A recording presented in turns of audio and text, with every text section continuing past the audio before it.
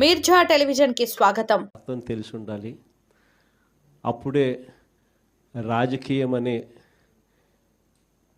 ఈ వ్యవస్థలో ఒక తులసి ముక్కలా మనం నిలబడతాము అని చెప్పి మొట్టమొదటిసారిగా ఈరోజు చూస్తూ ఉన్నాం. రాజకీయాలను భ్రష్టు పట్టిస్తూ ఉన్న పరిస్థితి ఎప్పుడైనా చూసాము అని అంటే అది ఈ చంద్రబాబు నాయుడు గారి పరిపాలనలో మాత్రమే ఇలా భ్రష్టు పట్టించే కార్యక్రమం జరుగుతుంది అని. ప్రజాస్వామ్య పద్ధతిలో ప్రజాస్వామ్యబద్ధంగా ఎన్నిక కాబడ్డ ఎంపీటీసీలను, జెడ్పీటీసీలను, కౌన్సిలర్లను ఇలా అనేక పదవుల్లో ఎన్నిక కాబడ్డ ఈ ప్రజాప్రతినిధులను ఈరోజు చంద్రబాబు నాయుడు గారు అనే వ్యక్తి తనకు బలం లేకపోయినా, తన పార్టీ గుర్తు మీద తాను గెలిపించుకునే పరిస్థితి తనకు లేకపోయినా,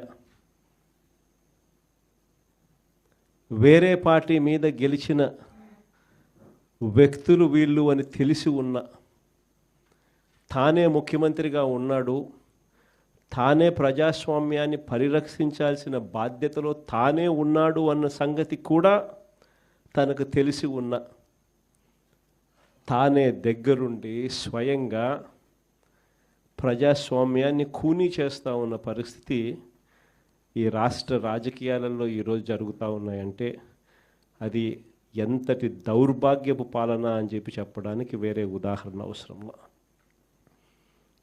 నాకు బాగా గుర్తుంది, అప్పట్లో ఎన్నికలు జరిగినప్పుడు మన గవర్నమెంట్ వచ్చిన తర్వాత 2 సంవత్సరాల తర్వాత ఎన్నికలు జరిగాయి. ఆ రోజు ఎన్నికలు జరిగినప్పుడు కూడా కోవిడ్ లాంటి మహమ్మారిని ఎప్పుడూ మనం చూడాల. మనం ప్రమాణ స్వీకారం చేసింది జూన్లో ప్రమాణ స్వీకారం చేసాం. ప్రమాణ స్వీకారం చేసిన కొద్ది నెలలకి మార్చి కల్లా కోవిడ్ లాంటి మహమ్మారిని చూసాం. రాష్ట్ర చరిత్రలో ఇలాంటి ఘటన జరుగుతుంది, ఇలా కోవిడ్ లాంటి మహమ్మారి ఇలా ఉంటుంది, ఇలా వస్తే కోవిడ్ లాంటి మహమ్మారి వస్తే పక్కన పెట్టిన పరిస్థితులు ఏ రోజు వైఎస్ఆర్సీపీ ప్రభుత్వంలో ఎప్పుడు జరగల.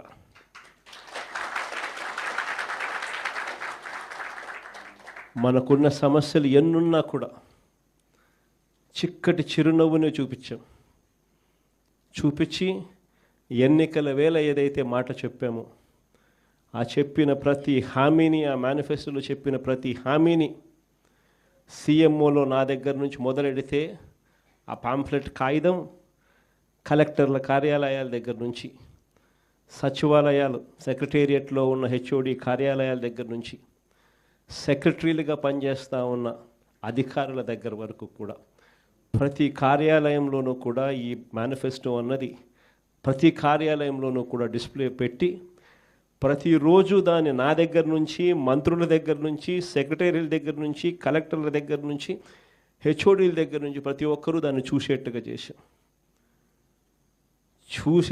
చేసి ప్రతిరోజు దాని గురించి ఆలోచన చేసి ఏకంగా ఎన్నికల్లో మేనిఫెస్టోలో చెప్పిన హామీలన్నీ 99% అమలు చేసిన పాలన ఏదైనా జరిగింది అని అంటే అది వైఎస్ఆర్సీపీ పాలన అని చెప్పడానికి గర్వపడతాను.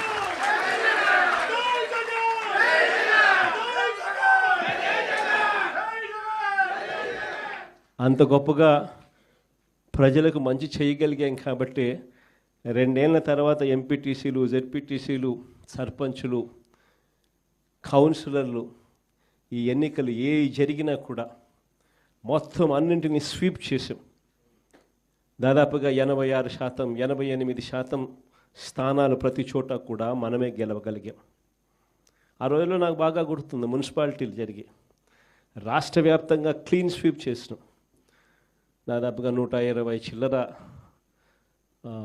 ఎలక్షన్స్ క్లీన్ స్వీప్ అయిపోయిన తర్వాత కూడా కేవలం 2 చోట్ల మాత్రం, తాడిపత్రిలో అయితే నాకు బాగా నెంబర్లు కూడా గుర్తున్నాయి, వాళ్ళకు 18 మనకు 16.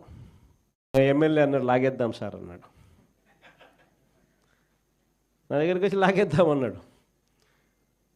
ఎమ్మెల్యే నేను హౌస్ అరెస్ట్ చేయించిన, నేనే స్వయంగా మన ఎమ్మెల్యేను హౌస్ అరెస్ట్ చేశాడు, ఎన్నిక సవ్యంగా జరిగించిన.